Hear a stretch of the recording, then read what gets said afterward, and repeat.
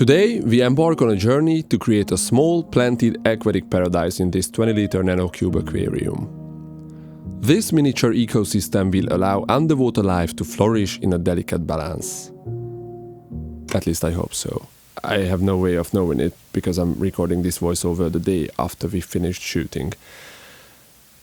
Anyway, the purpose of this video is to demonstrate how feasible it is to achieve a stunning underwater landscape even within the confines of the smallest of spaces.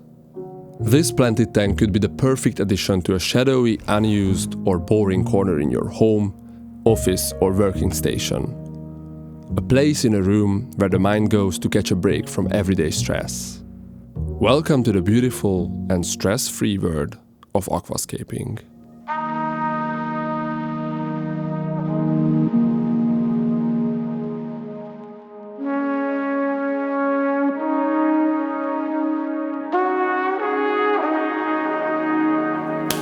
Allow me to introduce Vicky.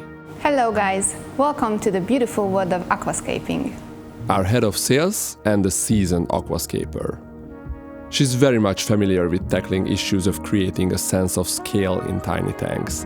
So don't feel bad if you're trying at home and your first try isn't as eye-catching as Vicky's build today.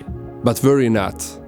Aquascaping isn't some mythical ability that only a few can acquire. If you get a few hardscape pieces and play around with them in your empty aquarium until you fancy a layout, you'll be making stunning landscapes in no time. Remember, each attempt is a step towards perfection.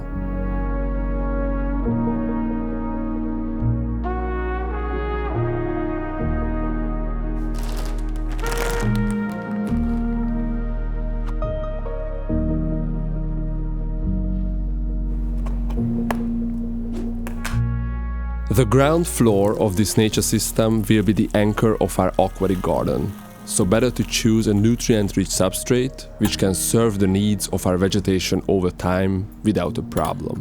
And while I blabbed around, you are already seeing the substrate system making its entry into our glass.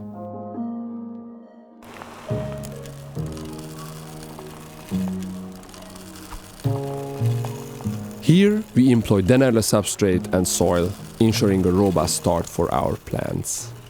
Observe the entry of these elements into the round-edged Dennerle glass, a harmonious blend of function and style.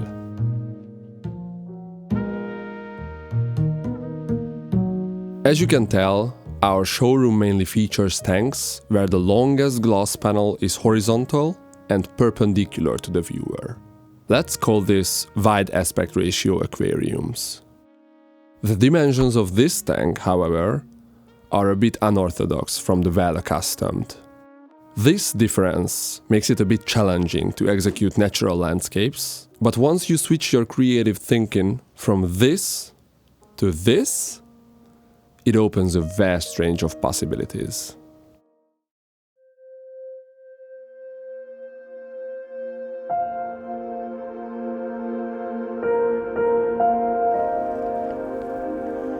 When building a vertically dominant layout, it is best to use your bigger hardscape elements in an upright position, like here. Seiryu stone is a fan favorite in the aquascaping community. Its modest color and the wild texture make it appealing in an underwater context. It is a perfect material for imitating huge mountain landscapes.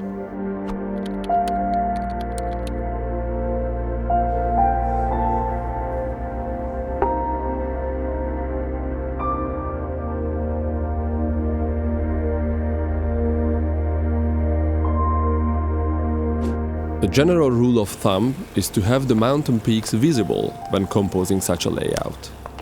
But these are not mountains. The plot twist here is that the leader of our sales staff tricked us, and she's crafting a riverbedscape with roots hanging from above. In this case, you can scratch the previously mentioned rule, but don't forget it completely. You might need it some other time. Rasamala wood is a newbie in green aqua.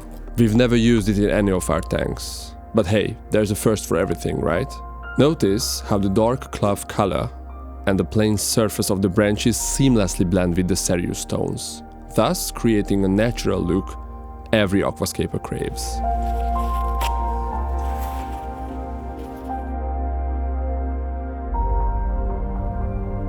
These woods are coming in a shape that's well suited for forest layouts, since they are basically mini trees without the canopy. Yet, Vicky ignored the obvious and made roots from the branches, another testament to the endless potential of hardscape materials. And also, let's give 10 creativity points to our Scaper.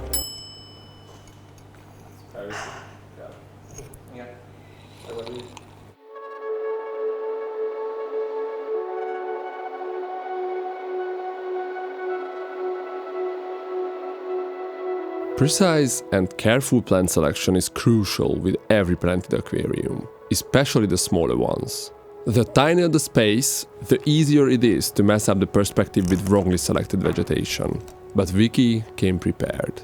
Our wooden tray is filled with a great variety of plants from stoffels, all suited and ready to fill the glass to its brim with life.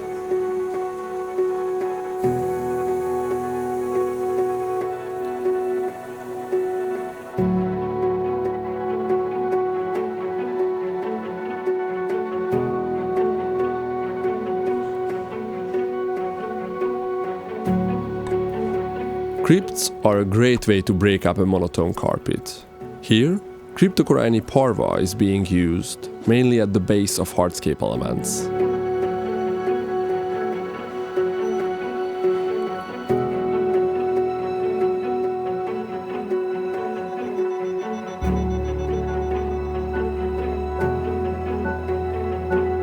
Eleocharis acicularis and its shorter version, Eleocharis pusilla, are planted behind each other, creating a nicely graduating verdant floor.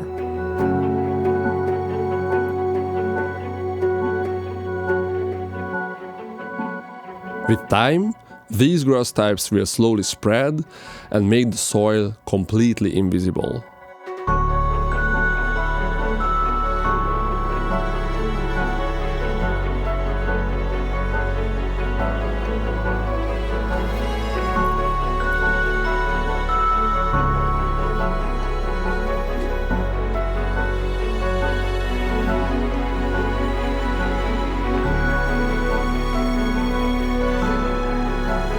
Fern types are cheat codes for making a bare branch full of vivid life with almost zero effort.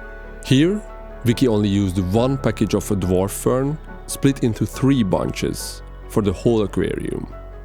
And yet, this bulb iris gave these bare roots a canopy-like bushy look. Where pleasant meets useful, there lies the epiphytes. They ensure that these roots and stones are not left naked, while being the best cover for the hardscape glues. Stoffels offers a huge selection of Bucephalandra and Anubias types, which can seriously elevate your aquarium's impact. Keep in mind that epiphytes and ferns are usually slow growers. So patience is your best friend while waiting for these guys to get denser. On the upside, these are the ones who only need trimming rarely and can thrive in low-tech conditions as well.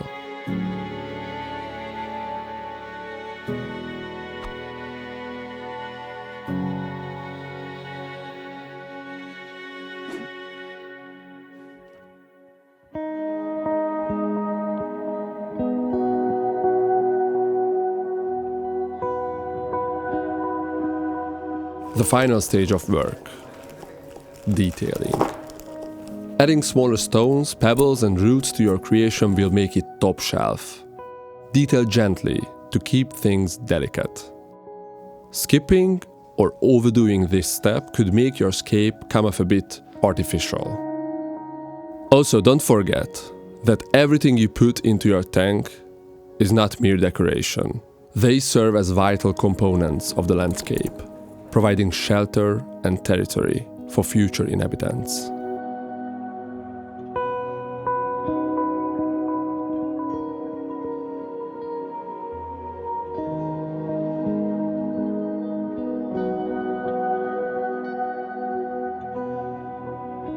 Flora wouldn't be complete without fauna. You might have guessed it from Vicky's t-shirt that this aquarium will be populated with shrimps. Caridina mariae, super tiger shrimp. The grey striped appearance will make these small invertebrates complement the riverbed colors nicely. At the same time, the orange tails and noses will stand out against the lush greens, samba greys and earthy browns, making these entertainers an interesting accent to the harmony inside the glass. Their vibrant movements will animate the scape as they roam the land which they have no idea was built for them in the first place.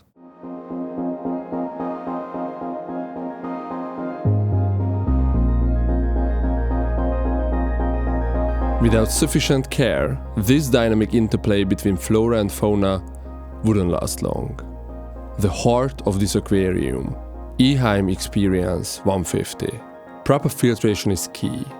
Apart from many other tasks, this guy is responsible for mimicking a natural water flow that pumps nutrients and liquid additives like Dennerle Plant Care Pro and plant active enzymes through our ecosystem.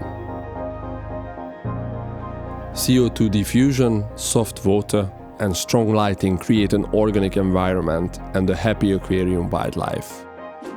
While a happy aquascaper is created when a well-working, low-maintenance, yet delightful piece of living nature is in its possession. Here we went all in with aquarium tech to give the smallest chance to any unwanted issues and to have the most desirable look for you and the visitors of our gallery. However, it's important to mention that 20-liter aquariums could be run on Dennerle corner filters, for example, and with appropriate plant choice, CO2-free. But there is no need to get too technical now. We've done it in many of our videos previously. The bottom line is that proper tech and maintenance guarantee our underwater paradise to thrive.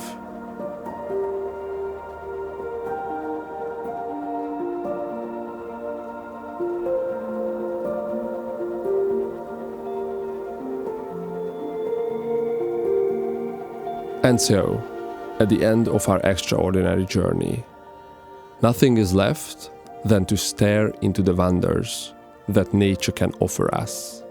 Follow the path of this ever-evolving aquatic paradise that eases everyday life. Be a part of its growth and development, and it will certainly be a part of yours. Okay guys, that's it. I hope you liked it. Let me know your opinion about this tank in the comments below, and see you next time. Bye!